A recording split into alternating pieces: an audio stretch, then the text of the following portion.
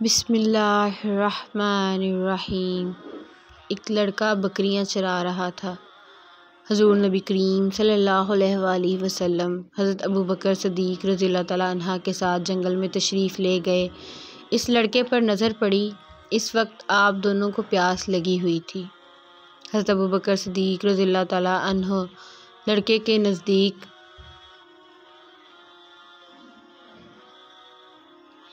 گئے اور اس سے فرمایا، برخوردار، ہمیں بہت پیاس لگی ہے، اپنی کسی بکری کا دودھ دھو کر ہمیں پلا سکتے ہو؟ وہ لڑکا چھوٹے سے قد کا تھا، اس کا رنگ گندمی تھا، اس کا جسم دبلا پتلا تھا۔ حضرت ابوبکر صدیق رضی اللہ تعالیٰ عنہ کی بات سن کر اس نے کہا، صحابیو، یہ بکریاں میری نہیں ہیں، ان کا مالک عقبہ بن ابی معیط ہے۔ اس کی اجازت کے بغیر کسی بکری کا دودھ میں آپ کو دینا امانت میں خیانت ہوگی۔ عقبہ بن ابی معیط مکے کا مشہور مشرک تھا۔ لڑکے کی بات سن کر حضور صلی اللہ علیہ وآلہ وسلم نے ارشاد فرمایا، صاحبزادے، کوئی ایسی بکری بھی آگے لے آؤ جو دودھ نہ دیتی ہو، یعنی جس نے بچے نہ دیے ہوں۔ آپ صلی اللہ علیہ وآلہ وسلم کی یہ بات سن کر اس لڑکے نے کہا، ایسی بکری ہے تو صحیح، لیکن آپ صلی اللہ علیہ وآلہ وسلم اس کا کیا کریں گے؟ حضور نبی کریم صلی اللہ علیہ وآلہ وسلم نے فرمایا، تم لاؤ تو صحیح۔ چرواہے نے ایک بکری آپ کی خدمت میں پیش کی۔ حضور نبی کریم صلی اللہ علیہ وآلہ وسلم نے اس کے تھنوں پر ہاتھ پھیر کر دعا مانگی۔ اللہ تعالیٰ نے آن کی آن میں اس کے تھن دودھ سے بھر دیے۔ حضرت ابوبکر صدیق رضی اللہ تعالیٰ عنہ دودھ دھونے لگے۔ اس میں سے اتنا دودھ نکلا کہ تینوں نے خوب سیر ہو کر پیا۔ اس کے بعد حضور نبی کریم صلی اللہ علیہ وآلہ وسلم نے دعا کی تو بکری کے تھن خشک ہو گئے اور پہلی حالت پر آ گئے۔ چرواہا یہ دیکھ کر بہت حیران ہوا۔ یہ ماجرا دیکھ کر چرواہے نے حضور صلی اللہ علیہ وآلہ وسلم سے عرض کی، یہ دعا مجھے بھی سکھا دیں۔ آپ صلی اللہ علیہ وآلہ وسلم نے اس بچے کے سر پر دستے شفقت پھیرا اور فرمایا، تم خود علم سکھانے والے پیارے بچے ہو، یعنی تم استاد بنو گے۔ اس کا دل آپ صلی اللہ علیہ وآلہ وسلم کی محبت سے بھر گیا۔ پھر ایک دن وہ لڑکا آپ صلی اللہ علیہ وآلہ وسلم کی خدمت میں حاضر ہوا اور بولا، اے اللہ کے رسول صلی اللہ علیہ وآلہ وسلم، مجھے بھی اپنی جماعت میں شامل کر لیں۔ آپ نے اس کی بات منظور کر لی، نہایت شفقت سے اس کے سر پر ہاتھ پھیرا اور فرمایا، تم تعلیم یافتہ لڑکے ہو۔ اس تعلیم یافتہ لڑکے کا نام حضرت عبداللہ بن مسعود رضی اللہ تعالیٰ عنہ ہے۔ حضرت ابن مسعود رضی اللہ تعالیٰ عنہ نے پہلی ہی ملاقات میں محسن اعظم کو پہچان لیا تھا اور پہچاننے کے بعد دامن رحمت میں پناہ گزین ہو چکے تھے۔ دن رات ایک ہی لگن تھی، محبوب صلی اللہ علیہ وآلہ وسلم کی قربت اور ان کے ہر حکم پہ جان نثار کرنے کا جذبہ۔ حضور اکرم صلی اللہ علیہ وآلہ وسلم نے حضرت عبداللہ بن مسعود رضی اللہ تعالیٰ عنہ کو اپنے حلقہ خاص میں جگہ دی۔ یہ اتنا بڑا مقام تھا کہ وہ جتنا اس پر غرور کرتے، ناز کرتے، کم تھا۔ حضور صلی اللہ علیہ وآلہ وسلم نے ان سے فرما رکھا تھا کہ تمہیں میرے گھر میں حاضر ہونے کے لیے اجازت طلب کرنے کی ضرورت نہیں، پردہ اٹھا کر اندر آ جایا کرو اور ہماری باتیں سنا کرو۔ حضرت ابن مسعود رضی اللہ تعالیٰ عنہ نے جس وقت اسلام قبول کیا، اس وقت قافلہ اہل حق میں نام لکھوانا کوئی آسان کام نہ تھا۔ مکہ آزمائش کی بھٹی بنتا جا رہا تھا۔ ابتلاء و آزمائش کی نت نئے ہتھ کنڈے استعمال کیے جا رہے تھے۔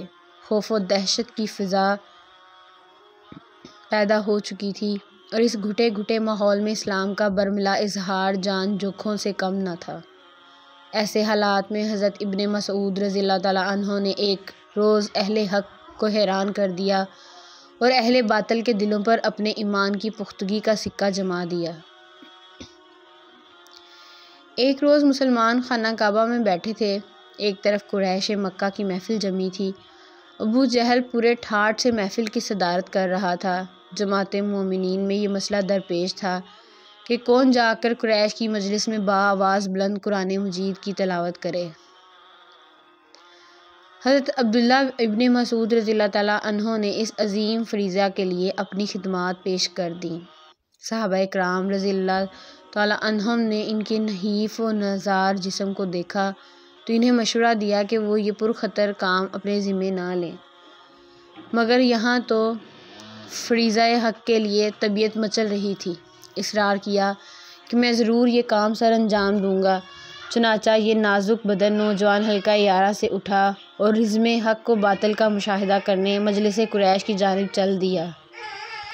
اس کے بعد آپ مسجد حرام میں داخل ہوئے اور مقام ابراہیم کے پاس آ کر کھڑے ہو گئے اور بلند آواز سے سورہ رحمان کی تلاوت شروع کر دی۔ قریش نے ایک دوسرے سے پوچھا، یہ ابن مسعود تو محمد صلی اللہ علیہ وآلہ وسلم پر نازل کردہ قرآن پڑھ رہا ہے، یہ سننا تھا کہ دشمن ٹوٹ پڑے اور عبداللہ رضی اللہ تعالیٰ عنہ کو مار مار کر لہو لہان کر دیا۔ ان کا لباس خون میں شرابور، لیکن زبان پر کلمہ ربانی کی تلاوت جاری تھی۔ جب آپ فارغ ہو کر ساتھیوں کے پاس پہنچے تو آپ کے جسم سے خون بہہ رہا تھا۔ صحابہ نے آپ کی یہ حالت دیکھ کر فرمایا کہ ہمیں اس بات کا اندیشہ تھا۔ حضرت عبداللہ بن مسعود رضی اللہ تعالیٰ عنہ نے کہا کہ اللہ کی قسم، اب دشمنان خدا میری نظر میں یعنی گھاس پھوس تنکا کی بھی حیثیت نہیں رکھتے۔ اگر آپ اجازت دیں تو میں پھر سے کل صبح ان کے سامنے جا کر وہی قرآن پاک کی تلاوت کروں۔ سب نے روک دیا اور عرض کیا کہ آپ نے حق ادا کر دیا اور قریش کو وہ مقدس کلام سنا دیا جس کو وہ سننا نہیں چاہتے تھے۔ ابن مسعود نے درسگاہ نبوت سے ہی تعلیم حاصل کی، قرآن مجید کی تلاوت، شریعت الاحیا قرآن فہمی۔ صحابہ کرام رضی اللہ تعالیٰ عنہم کے درمیان آپ کو خاص مقام و مرتبہ حاصل تھا۔ وقوف عرفہ کے دوران ایک شخص حضرت عمر رضی اللہ تعالیٰ عنہ کی خدمت میں حاضر ہوا اور عرض کی کہ امیر المومنین، اس وقت میں کوفہ سے آ رہا ہوں، وہاں ایک شخص اپنا حافظہ کی بنیاد پر قرآن مجید لکھوا رہا ہے۔ یہ بات سن کر حضرت عمر فاروق رضی اللہ تعالیٰ عنہ بہت غصے میں آ گئے کہ اتنے غصے میں آپ کو پہلے کبھی نہیں دیکھا گیا۔ آپ نے غضبناک ہو کر فرمایا کہ بتاؤ وہ کون ہے؟ اس شخص نے عرض کیا کہ وہ حضرت عبداللہ بن مسعود رضی اللہ تعالیٰ عنہ ہیں۔ ان کا نام سن کر آپ کا غصہ ماند پڑ گیا اور ارشاد فرمایا کہ باخدا میرے علم میں اس وقت عبداللہ بن مسعود کو اس وقت قرآن فہمی میں سب سے اعلیٰ و ارفع مقام حاصل ہے۔ ایک رات نبی کریم صلی اللہ علیہ وآلہ وسلم اور حضرت ابو بکر صدیق رضی اللہ تعالیٰ عنہ بیٹھے امت مسلمہ کے متعلق گفتگو کر رہے تھے اور حضرت عمر رضی اللہ تعالیٰ عنہ فرماتے ہیں کہ میں بھی انہی میں شریک تھا۔ اچانک نبی کریم صلی اللہ علیہ وآلہ وسلم اٹھے اور ایک جانب چل پڑے۔ ہم بھی آپ صلی اللہ علیہ وآلہ وسلم کے ساتھ چلنے لگے۔ کیا دیکھتے ہیں کہ ایک شخص مسجد میں کھڑا اونچی آواز میں نماز پڑھ رہا ہے اور اندھیرے کی وجہ سے ہم اسے پہچان نہ سکیں تو نبی کریم صلی اللہ علیہ وآلہ وسلم نے کھڑے ہو کر قرات سننا شروع کر دی۔ پھر آپ صلی اللہ علیہ وآلہ وسلم ہماری جانب متوجہ ہوئے اور ارشاد فرمایا کہ جیسے یہ بات پسند ہے کہ وہ قرآن کریم کو اس لہجے میں پڑھیں جس میں وہ نازل ہوا ہے، تو عبداللہ بن مسعود رضی اللہ تعالیٰ عنہ کی قرات کو اپنا لیں۔ نماز کے بعد جب عبداللہ بن مسعود نے اونچی آواز کے ساتھ دعا شروع کی تو اللہ کے رسول صلی اللہ علیہ وآلہ وسلم نے ارشاد فرمایا کہ مانگو تمہاری دعائیں قبول کی جائیں گی۔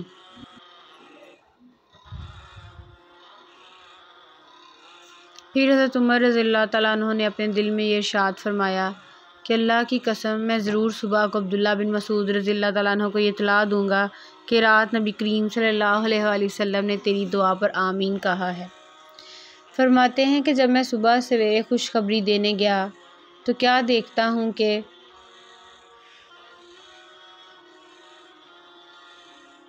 حضرت ابو بکر صدیق رضی اللہ تعالیٰ عنہ مجھ سے پہلے خوشخبری سنا چکے ہیں۔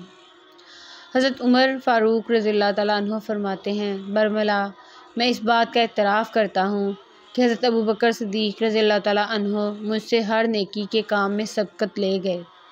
خود عبداللہ بن مسعود رضی اللہ تعالیٰ عنہ اپنی قرآن فہمی سے متعلق